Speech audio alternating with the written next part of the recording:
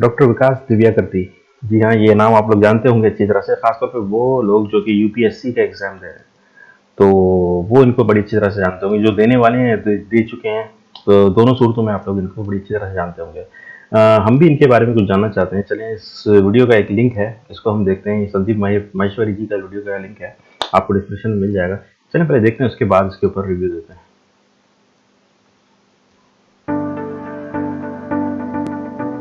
आज जो हमारे गेस्ट हैं यहाँ पर पीछे बैक स्टेज पर, उनको किसी भी तरह के कोई भी इंट्रोडक्शन की जरूरत नहीं है। आप सब लोग उनको बहुत अच्छे से जानते हैं और उनको बहुत प्यार करते हैं।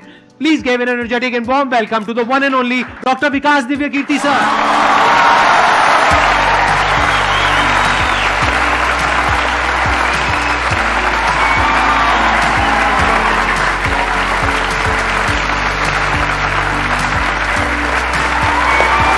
बहुत सम्मान दे रहे हैं, माशाल्लाह, बहुत सम्मान, बहुत सम्मान। मैं सबसे पहले आपको धन्यवाद देना चाहता हूँ धन्यवाद आपका आने के लिए। Thank you so much. क्योंकि जब से मैंने सीरीज शुरू करी है तब से हमारे कमेंट सेक्शन में कोई भी एक भी ऐसा वीडियो नहीं है जहां पर आपका नाम ना लिखा हो।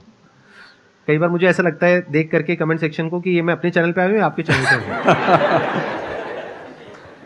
मैं सोशल मीडिया पे बहुत कम एक्टिव रहता हूँ, तो मुझे आइडिया नहीं था इस बात का, पर मैं थैंकफुल हूँ कि आपने बुलाया, इस लायक समझा कि मैं यहाँ पर आऊँ।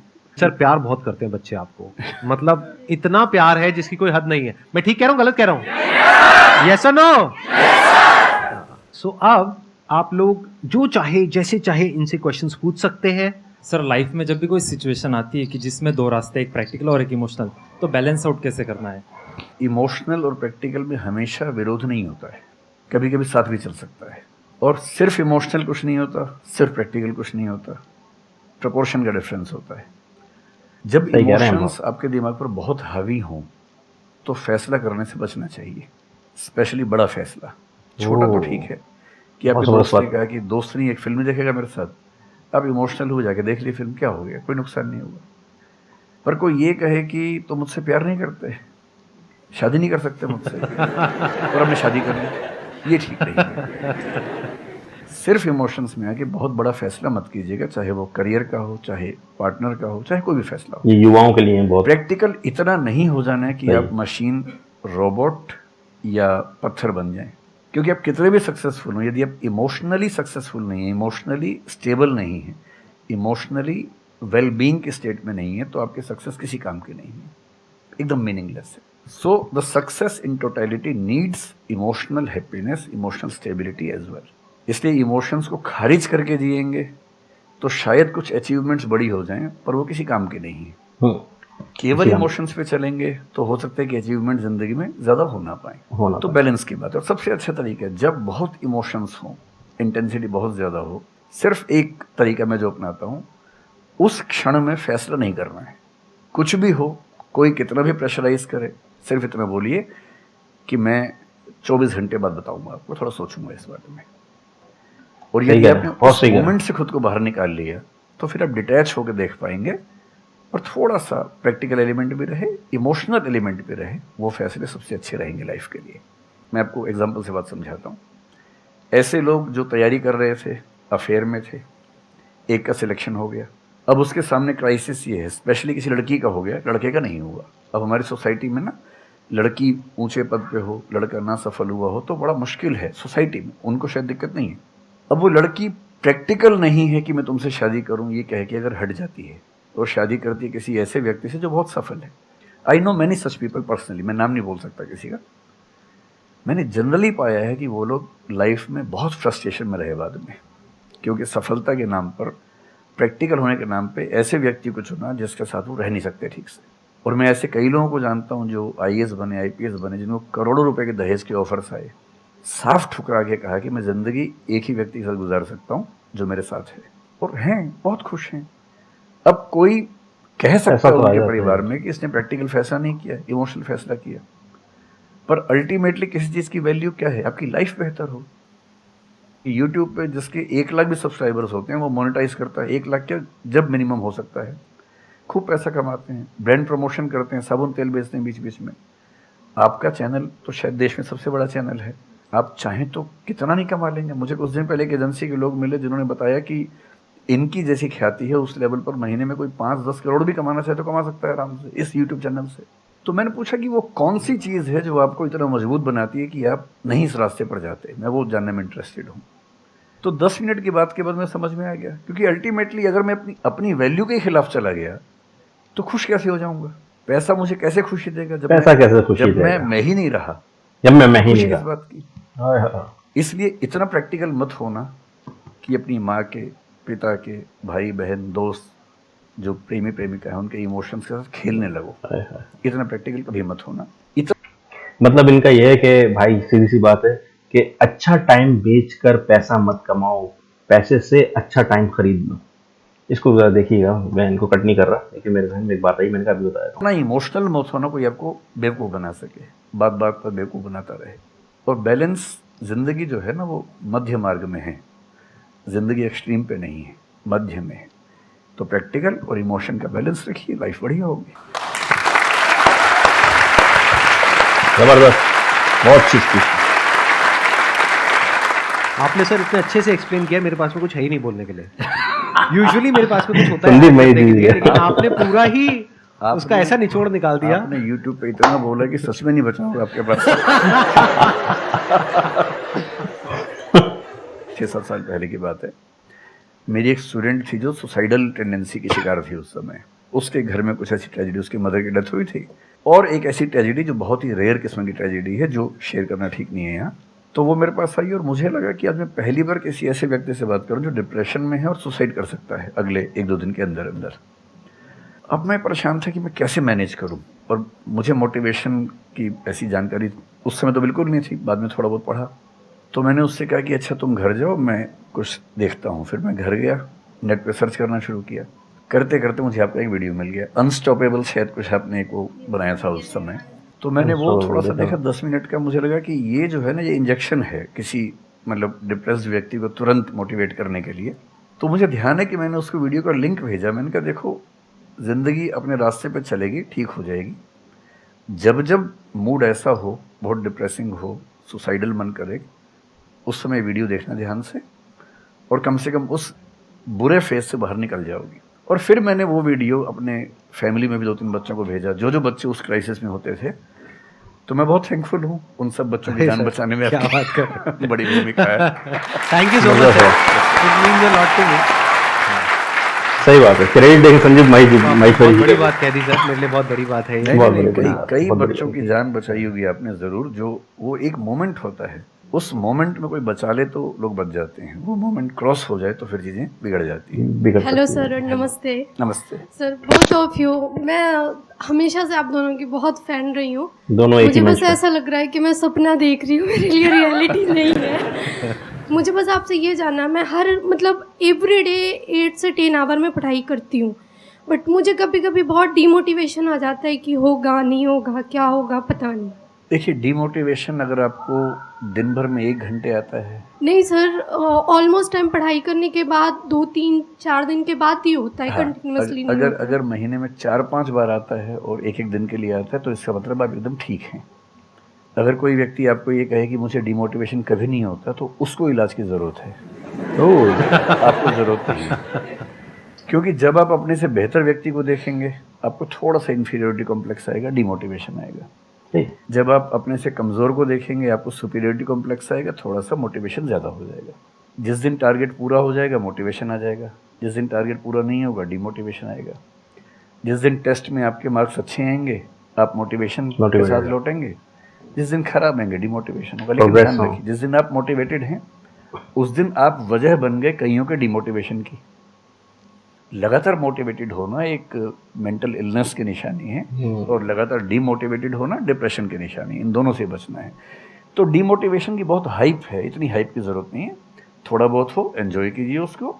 और जब जब लगे कि ज़िंदगी बहुत ख़राब चल रही है, तो मैं जो करता हूँ, अजीब सा लगेगा आपको, मैं कभी कभी शमशान घाट चला जाता हूँ।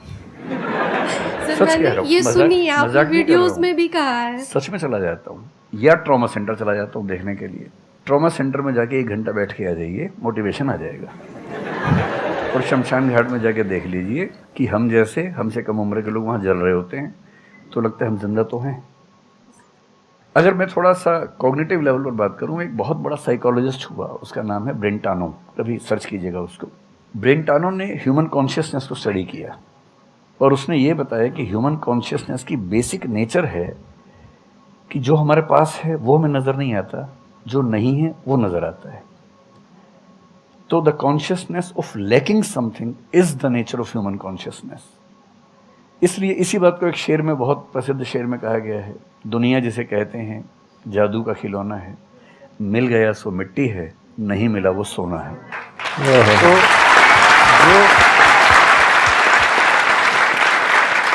तो जो आपको नहीं मिलेगा ना, हमेशा बड़ा होकर दिखेगा, जो मिलेगा छोटा हो जाएगा। तो ईमानदारी इसमें है कि जब आज नहीं तो कल डिमोटिवेशन और डिप्रेशन में कागज लेके बैठ जाइए और एक तरफ लिखिए मेरी जिंदगी में ऐसा क्या क्या है जो दूसरों के पास नहीं है, पेज भर जाएगा पूरा।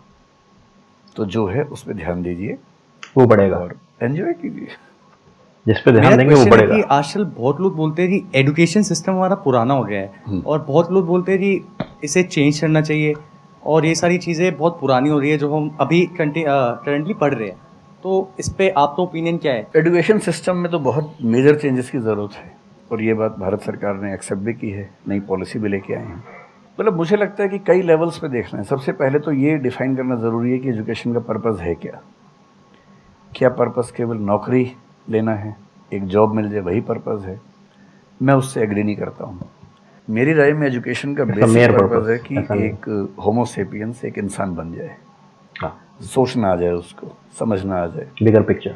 कोई राजनेता या धर्मगुरु उसको गधा ना बना सके, बेवकूफ़ ना बना सके, एटलीस्ट शऊर आ जाए, उसे इतनी समझ हो कि वो चीज़ों को फैक्चुअली, ऑब्जेक्टिवली समझ सके, खुद तर्क कर सके, बहस कर सके, और अगर तर्क और बहस में सामने के तर्क ठीक हैं तो उनको एक्सेप्ट भी कर सके। बहुत प्यारी बात। बेसिकली पर्सनैलिटी ग्रूमिंग का प्रोसेस एजुकेशन है, वो केवल नौकरी का मामला नहीं है।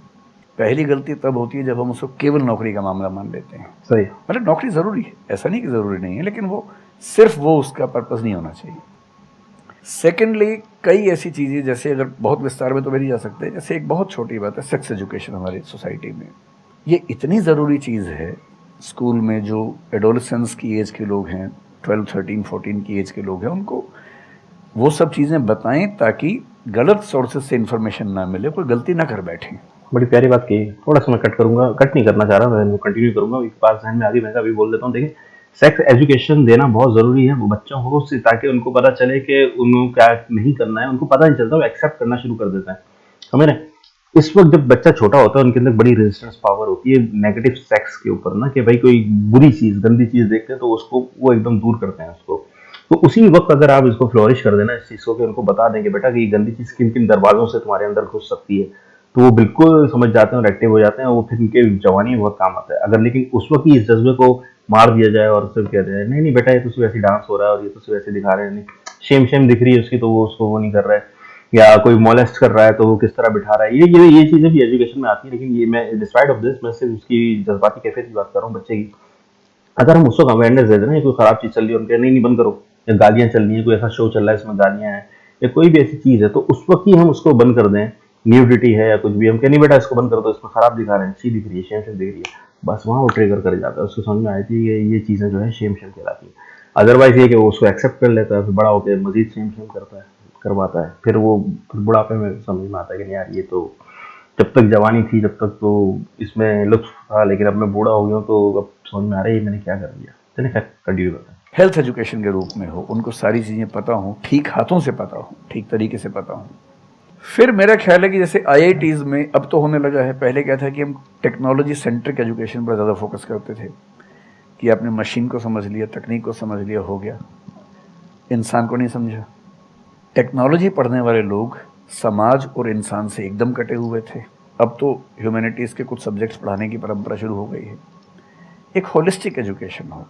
ह्यूमैनिटीज़ वाला बच्चा केवल हिस्ट्री, पॉलिटिकल साइंस, सोशियोलॉजी पढ़ता है, उसको कोडिंग का सी भी नहीं आता, टेक्नोलॉजी बिल्कुल नहीं आती उसको MS एक्सेल भी नहीं पता क्या होता है।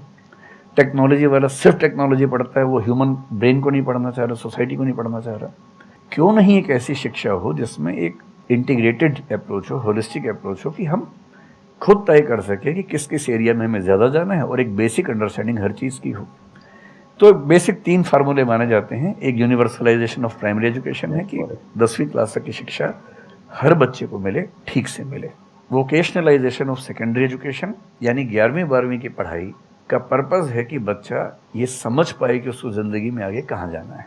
और फिर जो हायर एजुकेशन है वो सबको करने की ज़रूरत नहीं होनी चाहिए, वो शौक पूरा करने के लिए नहीं है, वो शादी का वेटिंग रूम नहीं है, वो उसके लिए है जिसको सच में आगे पढ़ना है, वो उतना पढ़े, सब्जेक्ट चूज़ करे और फिर उसमें गहराई से रिसर्च करे ताकि डेवलपमेंट के रास्ते पर अब बढ़ें। हम एजुकेशन के मामले में बहुत बुरी स्थिति में हैं।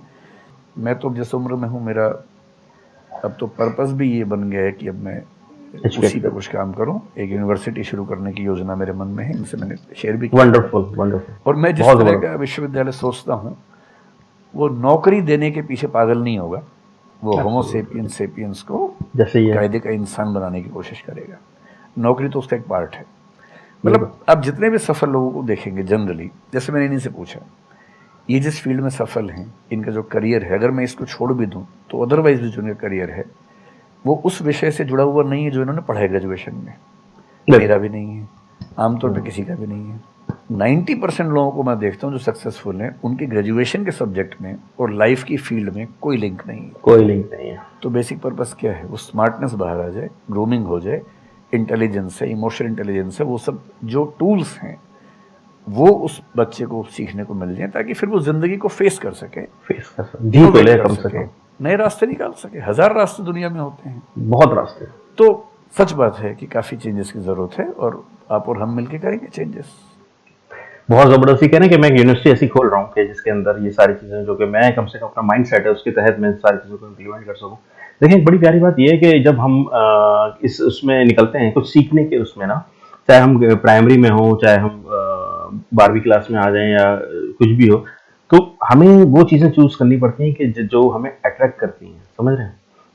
बड़ी प्यारी बात यह है कि हम लोग सिर्फ सब्जेक्ट्स को लेके और जल्दी जल्दी सिर्फ मार्क्स होते हैं हमारे जहन में, मार्क्स मिल जाए और मार्क्स मिलने के बाद जो हमें डिग्री मिलती है तो वो मार्क्स की डिग्री होती है, हमारी क्वालिफिकेशन की डिग्री नहीं होती। सोल्ट से इन्फॉर्मेशन होती है, बस हमारे पास थोड़ी बहुत इन्फॉर्मेशन आ जाती है पर नॉलेज नहीं आती है। नॉलेज और इन्फॉर्मेशन में बहुत फर्क है यार। इन्फॉर्मेशन तो इंटरनेट के ऊपर बहुत सारी है, लेकिन उसको जब आप प्रोसेस करते हैं तो वो नॉलेज बन जाती है।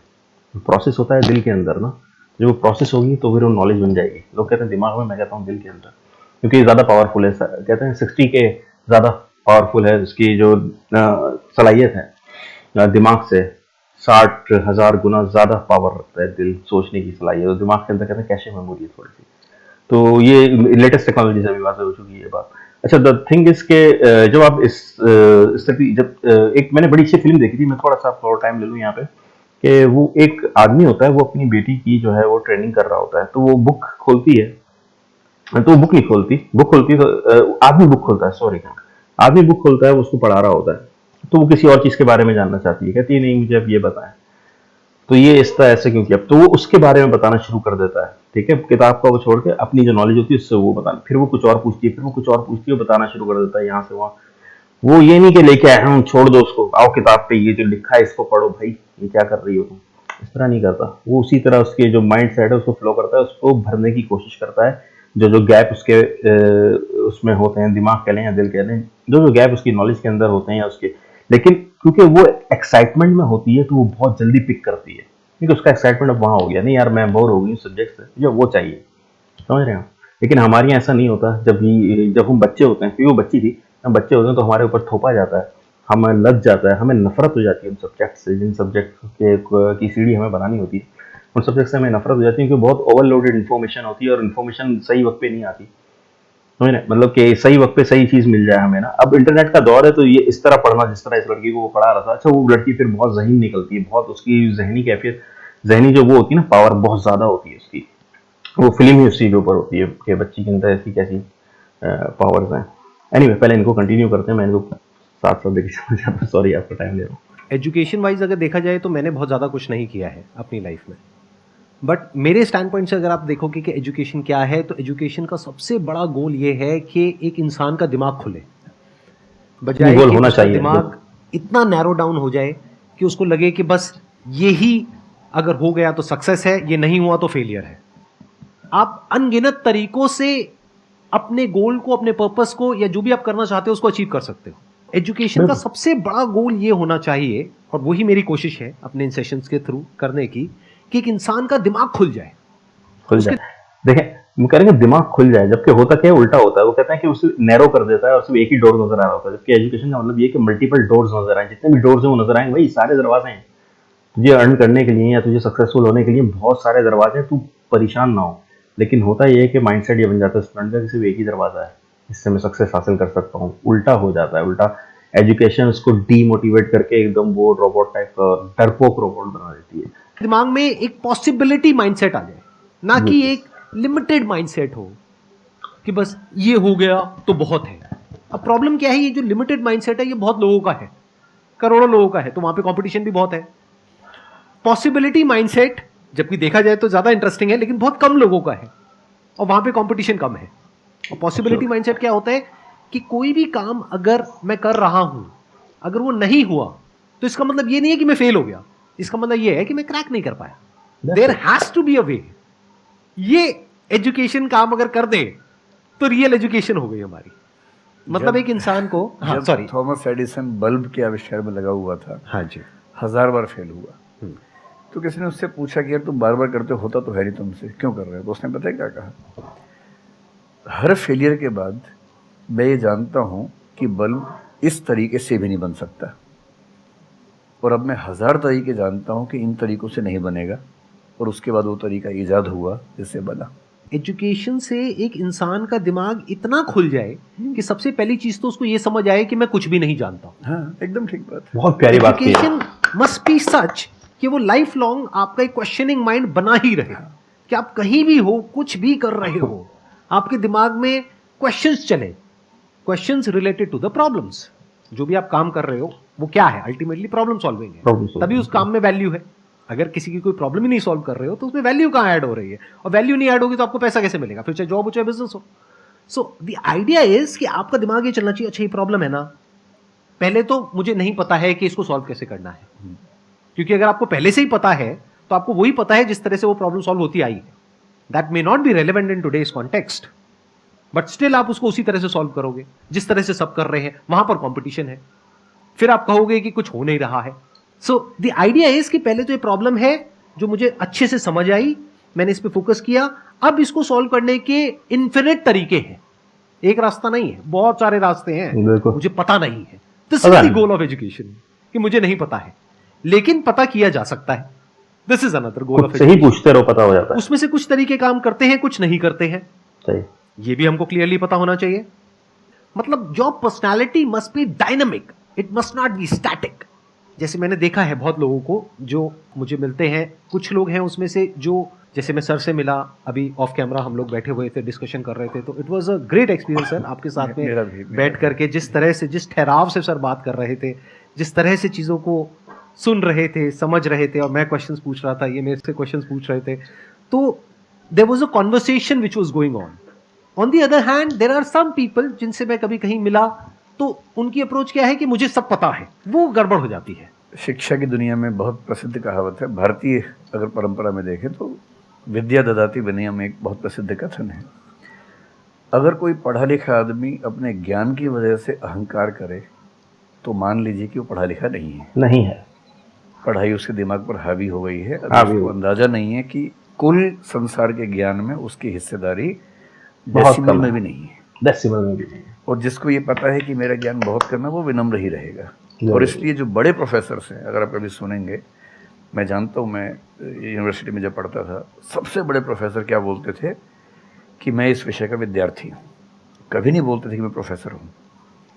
इतना साहस किसी में कैसे कि मैं प्रोफेसर हूँ? अरे आप जिंदगी भर स्टूडेंट बने रहेंगे तो ही काफ़ी है, उससे बड़ी बात तो सोचने जिंदगी भर स्टूडेंट ही बना रहता है, बहुत बड़ी बात है। बहुत जबरदस्त।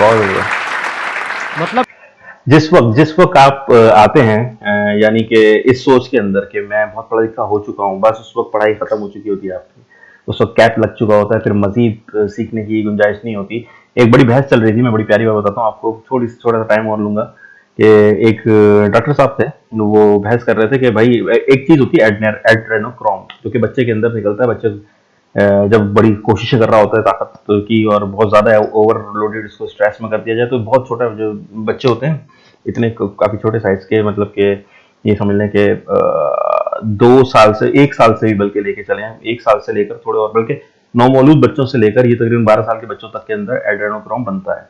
एक बड़ी कॉन्स्पिरेसी वाली चीज़ है एड्रेनोक्रोम, इसको मैं बाद में डिस्कस करूंगा, कंट्रोवर्शियल चीज़ है। तो डॉक्टर साहब ने कहा नहीं भाई ऐसी, मैं तो मेडिकल साइंस में पढ़ लिया, ऐसा तो कुछ भी नहीं है।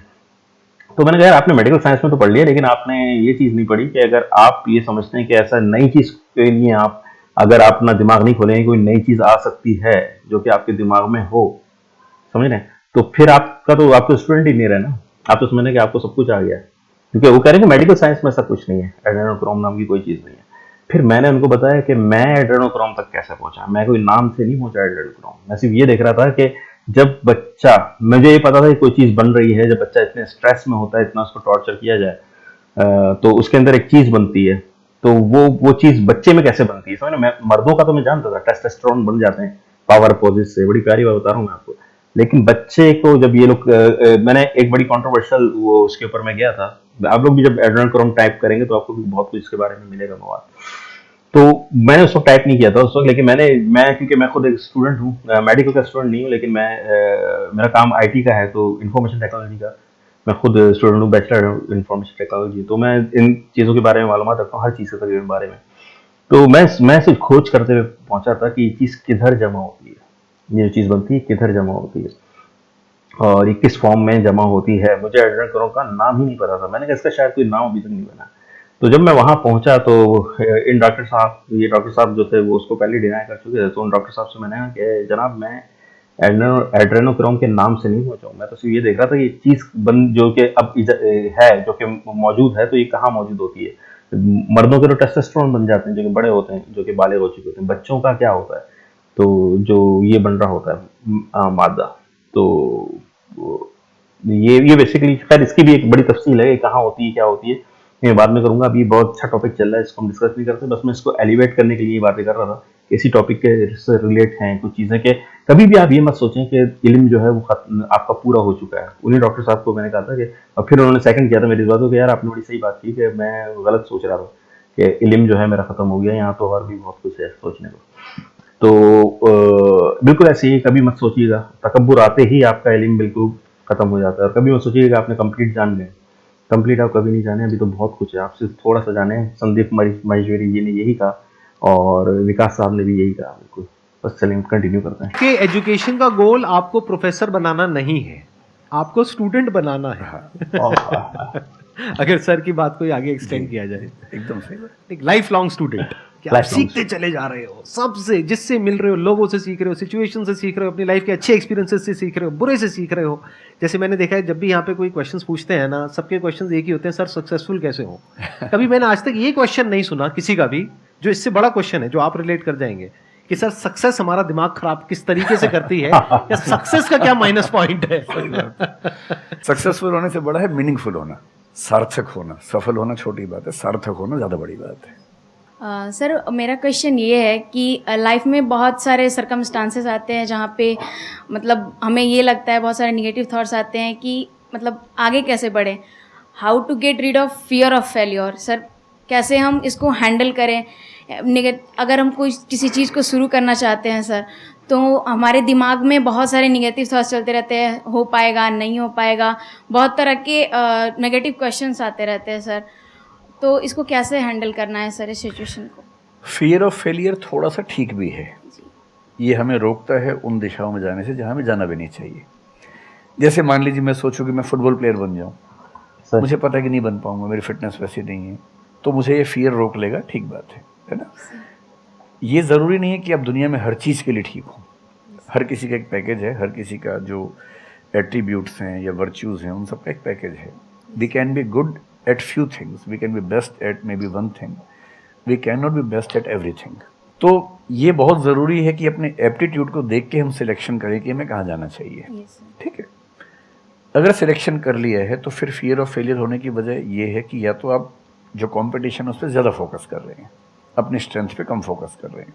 मेरे ख्याल से स्ट्रेंथ पे फोकस करना, कुछ अच्छे लोगों की कंपनी में रहना जो थोड़ा सा मोटिवेट करते हों, अच्छे दोस्त हों, लगातार मनहूस टाइप की बात ना करते हों, ऐसे लोगों के साथ रहना, कुछ रिक्रिएशनल एक्टिविटीज़, उससे बाहर निकल के थोड़ा खेलना कूदना, मतलब फिजिकली फिट रहना, वो सब रहेगा तो हार्मोन्स जो हमारे दिमाग में आते हैं उससे, फिजिकल एक्टिविटी से, जो एंडोर्फिन्स वगैरह हैं, हैप्पी हार्मोन्स है, डोपामाइन वगैरह है, वो रिलीज होते रहें तो हम वैसे भी बहुत फियर से बचे रहते हैं। और अंत में मेरा तरीका ये है कि अगर मैं कुछ नहीं करूँगा तो फेल होना तय है, करूँगा तो चांस है कि फेल होऊंगा या पास हो जाऊँगा, तो नहीं करने में तो तय है कि फेल हो गया, तो क्यों नहीं चांस ले लेते हैं।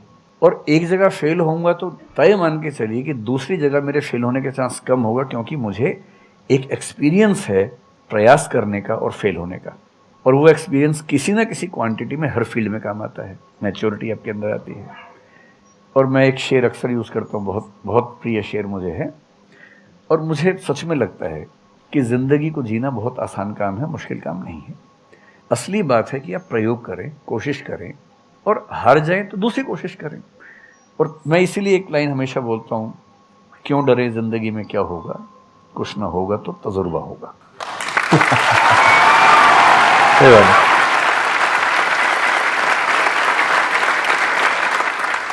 मुझे भी सर के जैसे मोटिवेशनल स्पीकर बनना है सर, पर मैं ये सोचती हूँ कि अगर मैं Wonderful. वीडियो बनाऊंगी, कंटेंट बनाऊंगी, तो संदीप सर को छोड़ के या फिर बहुत बड़े बड़े मोटिवेशनल स्पीकर्स हैं उनको छोड़ के मुझे देखेगा कौन। मतलब ये मेरे अंदर थॉट्स आते हैं कि अभी मेरा मतलब मैं 19 ईयर की हूँ, तो मैं जब वीडियो कंटेंट बनाऊंगी तो मैं कुछ, मुझे ऐसा मतलब मेरे अंदर ये थॉट है कि मैं कोई बड़ा आदमी नहीं हूँ या फिर कुछ बड़ा नहीं हूँ, तो मैं ये वीडियो कैसे डाल सकती हूँ। लोग क्या सोचेंगे कि मतलब तू ये तो खुद कुछ नहीं है और लोगों को मोटिवेट कर रहा है, ऐसा मेरे अंदर थॉट आता है। पहले या तो कुछ कर लीजिए ज़िंदगी में, उसके बाद मोटिवेट कर लीजिए, और नहीं तो मोटिवेशन एक पूरी साइंस है, साइकोलॉजी से जुड़ी साइंस है, उसको ठीक से पढ़ के रिसर्च करके उससे बात कीजिए। शुरू में तो जब इन्होंने भी शुरू किया होगा, कहाँ शुरू में लोग जानते होंगे, बड़ी लंबी स्ट्रगल होती है, किसी भी फील्ड में इतनी लंबी स्ट्रगल है। देखिए जो आदमी सफल है ना, आप ये जो हमारा वर्तमान है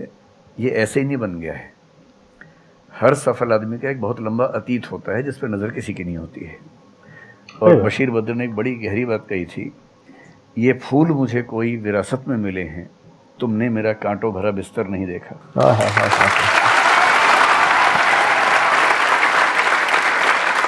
कितने साल तक ये लहूलुहान हुए होंगे, रोज़ छिला होगा शरीर, तब जाके लोगों ने पहचानना शुरू किया होगा।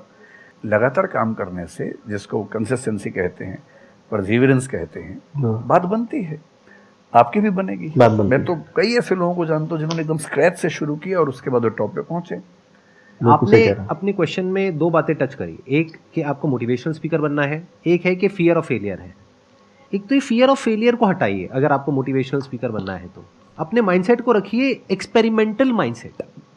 आप ये समझिए life is like an experiment. एक साइंटिस्ट का माइंड कैसा होता है, वो ये थोड़ी ना सोचता है कि मैंने ये एक्सपेरिमेंट किया, ये फेल हो गया तो क्या होगा। उसको पता है failure is the part of success.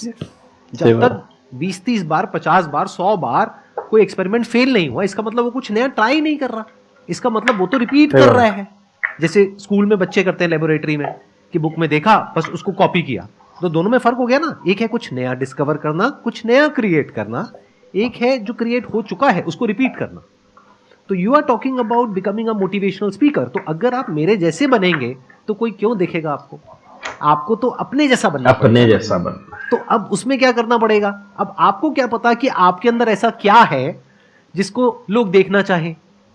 उसके लिए तो एक्सपेरिमेंट करना पड़ेगा, ट्राई करना पड़ेगा। एक तरह से आप वीडियो बना के डालोगे, कोई नहीं देखेगा, दूसरी तरह से बना के डालोगे, कोई नहीं देखेगा, फिर तीसरी तरह से, फिर चौथी तरह से, हो सकता है 6 महीने बाद, 1 साल बाद, 2 साल बाद जा करके कहीं थोड़ा सा कुछ ऐसा क्लिक हो जाए जो हो सकता है आपको लग रहा था कि शायद ये नहीं होगा, और वो क्लिक हो जाए।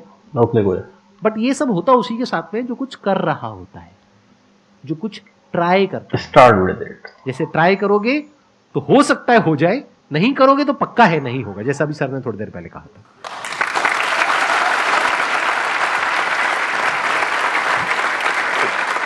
Thank you so much sir यहाँ पर आने के लिए।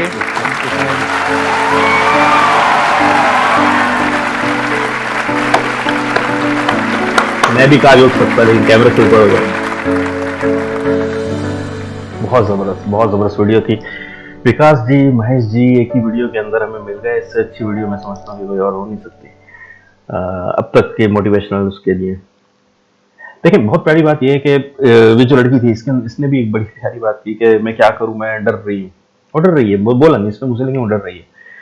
उसके अंदर जो टैलेंट है, उसको अगर ऐसा लगा कि मैं मोटिवेशनल स्पीकर बन जाऊं, तो उसका मतलब कि उसने कम से कम घर में मोटिवेशन थोड़ी बहुत दी होगी, तो उसने लोगों ने अप्रिशिएट किया होगा, वहां से वो मोटिवेशनल स्पीकर बन सकती है। लेकिन बात यह है कि वो लोग कहते हैं कि बिकेगा क्या, ये बिकेगा, ये आप बेचने का नहीं सोचें, क्योंकि इस वक्त आप बच्ची हैं, आपको पैसा नहीं कमाना है, आपको बच्चे नहीं पालने हैं, आपके बाप कमाई पे चल रही हैं आप, तो फिर इस वक्त यही मौका है कि आप इस तरह के एक्सपेरिमेंट कर सकें।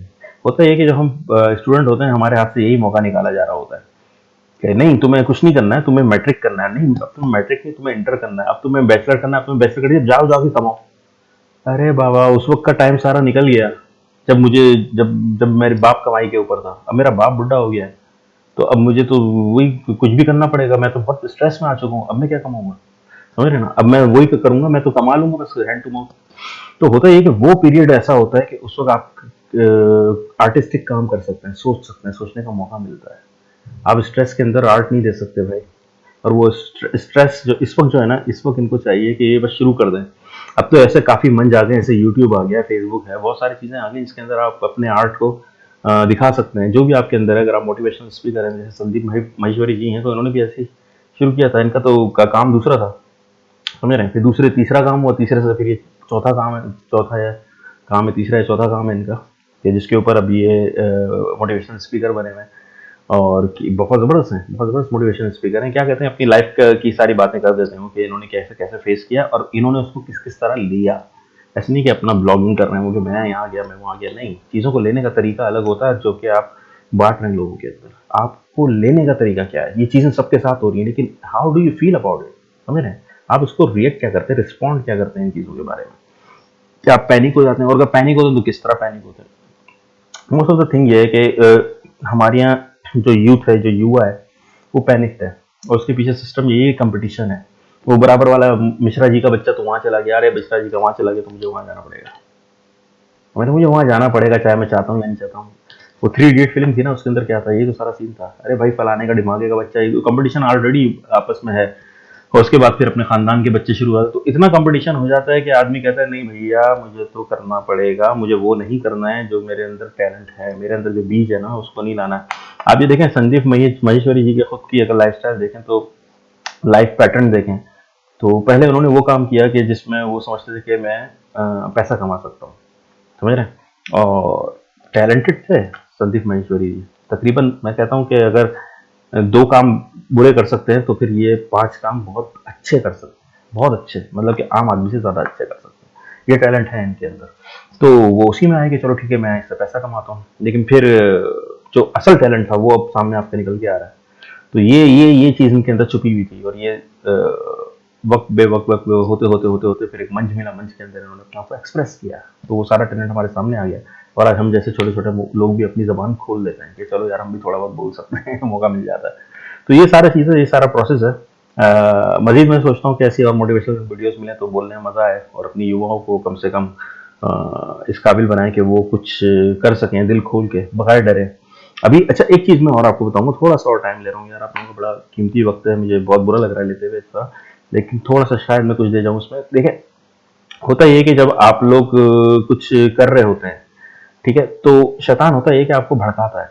जब आप पीछे एक लाइन पे चल, कंसिस्टेंसी कहा ना इन्होंने कि कंसिस्टेंट रहना चाहिए आपको, तो शैतान कहता है अरे यार, इससे अच्छी चीज़ तो ये है, तो ये कर ले। आदमी कहता है मैं करूँ करूँ करूँ करूँ, चलो मैं उस पर आया हूँ, बस अभी अधूरी छोड़ी थी, इतनी छोड़ी थी, इतनी पावर बनी थी उसकी, अब वो उस पर आ गया, वो इतनी सी पावर पे आ गया, इतनी भी नहीं है, अब वो उसके अंदर चल रहा है। फिर शैतान कहता है अरे वो कर ले। समझ, मैं बता रहा हूँ ये सबके साथ होता है, जरा गौर कीजिएगा इस बात पे। फिर वो जीरो इतनी बड़ी बढ़ गई, ये वाली इतनी कंसिस्टेंसी के साथ चल रहा था, इतनी पावर हो गई उसकी, अब वो फिर इतनी छोटी सी पावर पे आ गया, अब उसको शुरू से कर रहा है सोच के कि ये होगा। फिर शैतान फिर लेके आया था तीसरी वाली पे, चौथी वाली पे, चौथी वाली से फिर पहली वाली पे ले आता है। कहता है इससे अच्छा तो तू वही कर लेता यार, ये क्या किया, समझ रहे हैं। अब फिर आप शुरू से फिर वो वहीं पे लग जाते हैं। क्या हुआ आपका, इतना सारा इसने टाइम ज़ाया कर दिया, इसमें आप कॉन्सिस्टेंट रह के इस वाली पावर को जो इतनी हो चुकी थी यहाँ तक कर सकते थे, और अब आपका कैरियर बन चुका था, वो हटा चुका है वहाँ से। ये होता है सीन। तो आप उस वक्त ये कहा करें, उस वक्त अपने आप को ये कहा करें, हाँ बिल्कुल ठीक है यार, ये भी तो बहुत अच्छा है, लेकिन पहले मैं इसको पूरा कर लूँ, मैं पहले थोड़ा सा बुरा ले लूँ, समझ रहे, कम अच्छा ले लूँ, बुरा तो वो भी नहीं है। शैतान इतना नहीं कर पाता कि आपको कह दे कि ये तो बहुत बुरा है, बकवास है, आपको तबाह कर देगा। आपके पहले मैं इतना कर लूँ, उसके बाद छोड़ के जब मेरा ये काम हो जाएगा, इतना हो जाएगा, इतना सफलता मिल जाएगी, तो उसका जो पैसा है वो मैं अपने पास रख लूंगा। उसके बाद फिर मैं इसको देखूंगा और फिर मैं इस पे शुरू हो जाऊंगा, ठीक है ना, फिर मैं इस पे शुरू हो जाऊंगा, ये मैं साइड वो कर लूंगा। तो हमेशा अपनी जो हसल है ना, साइड हसल कर लें उसको, उसको साइड हसल करके टाल दें कि हाँ यार ये हसल पूरी मुकम्मल हो जाए, उसके बाद में इस हसल पे आऊंगा। ये मत करिएगा कि इसको छोड़ के आप उस पर आगे काम को मुकम्मल करना सीखें, समझ रहे हैं। और ये बात भी है कि मुकम्मल अब कंफ्यूजन क्या हो रहा है पता है, अब कंफ्यूजन ये हो रहा है कि हाँ ठीक है, मतलब हम जो कर रहे हैं हम वही करते रहे, उसी में आगे बढ़ते रहे। नहीं, आपको चेंज भी करना होता है, लेकिन कामयाब होने के बाद, एक काम को मुकम्मल करने के बाद आप दूसरे काम पे आ जाए। आपके नहीं यार अब इसमें इतना पैसा नहीं है, मैंने एक छोटा सा पान का खोखा खोला, अब उसके अंदर इतना हाँ मैंने बहुत कमा लिया, हाँ ठीक है, अब इसमें इतना पैसा नहीं है, अब मैं चाहता हूँ दुकान खोलूँ। ठीक, अब आप उसको छोड़ रहे हैं और आप जनरल स्टोर की दुकान खोल रहे हैं, पान से हट गए आप जनरल स्टोर की दुकान खोल रहे हैं, समझ रहे हैं। तो ये है सफलता, आपने वो काम पूरा किया, उसके बाद आप वो कर रहे हैं, सही, ये सफलता होगी। लेकिन अगर आप कहते हैं कि नहीं यार अब पान नहीं, पान 2 पान लगाए, 4 पान लगाए, यार ये आ तो रहे ग्राहक, लेकिन मुझे लग रहा है कि मैं इसमें अपना टाइम ना ज़ाया कर दूं, मैं क्यों ना मैं जनरल स्टोर की तरफ भाग जाऊं, जबकि इसके पैसे भी नहीं है अभी आपके पास, तो मैं इससे मांग लूंगा, उससे मांग लूंगा, ये शैतान करवा रहा होता है। ठीक है, तो बस ये है कि ग्रोथ आप रखें, ग्रोथ के अंदर चेंज भी आते हैं, आप अपनी फील्ड छोड़ देते हैं पूरी और दूसरी फील्ड के अंदर कूद पड़ते हैं, समझ रहे हैं? संदीप माहेश्वरी जी जो हैं वो अभी जो इवेंट मैनेजमेंट में काम नहीं कर रहे हैं, इनका ये काम नहीं है, लेकिन उन्होंने शुरू यहीं से किया था, इवेंट मैनेजमेंट से, और बड़ा अच्छा कर रहे थे, बहुत फ्लोरिश भी थे, मतलब काम अच्छा करते थे ये, ठीक है। तो इतना फ्लोरिश तो नहीं था जितना अब हो चुका है, काम चेंज हुआ ना, काम बदला और उस काम पे वो फिर लग गए, इसमें कामयाबी तो उसमें भी कामयाबी होगी। कभी भी काम को कोशिश करें, अधूरा ना छोड़ें, काम कंप्लीट होने के बाद आप चाहें तो शिफ्ट कर लें दूसरे काम के ऊपर, बिल्कुल सही है, आपको वहाँ पे लग रहा है फायदा, आप उसके ऊपर शिफ्ट कर लें, क्योंकि ये काम तो तकरीबन आपको आ गया है किस तरह होना है, इस प्रोसेस को आप जान चुके हैं। अगर ये जीरो भी हो जाता है ना, तो आपको फिर पता है कि शुरू कहाँ से करना और कहाँ तक लेके आना है, तो ये आप कभी कर सकते हैं, डर का फैक्टर खत्म हो चुका है, समझ रहे, फिर आप दूसरे काम पे लग जाए, इस तरह आप कर सकते हैं। खैर चलें, बहुत ज़्यादा हो गई क्योंकि वहाँ से भी बहुत ज़्यादा हो गई, यहाँ से भी थोड़ी, मैंने काफ़ी आपका टाइम ले लिया, इतना मुझे बोलना नहीं चाहिए था। चले, अपना ख्याल रखें, अगर कुछ भी इसमें से अच्छा लगा हो तो मुझे लाइक और सब्सक्राइब जरूर कर दीजिएगा। संदीप मरीश्वरी जी को तो लाइक बनता ही है, और आप लोगों ने किया हो, ये उनके सब्सक्राइबर भी बहुत हैं, मैं खुद भी एक सब्सक्राइबर हूँ, तो इनको भी कर दीजिएगा। चले, मिलते हैं नेक्स्ट वीडियो के अंदर, टेक केयर।